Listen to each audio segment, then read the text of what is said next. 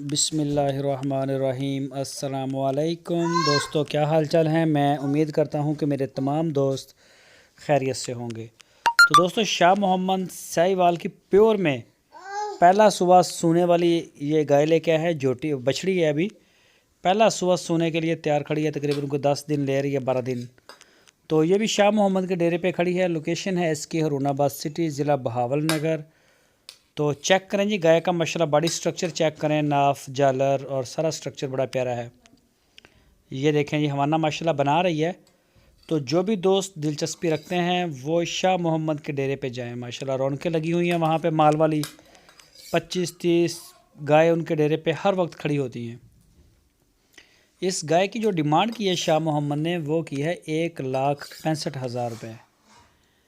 तो जो भी दोस्त ख़रीदें, हम ओपन कहते हैं कि बेफ़िक्र हो के आप उनके डेरे पे जाएं हरूनाबाद में।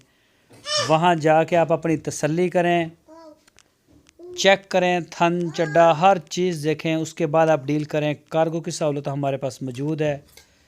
तो जहाँ आप चाहेंगे इंशाल्लाह आपको डिलीवर करवा देंगे। आपको मज़ा आएगा गाय ख़रीदने में शाह मोहम्मद से।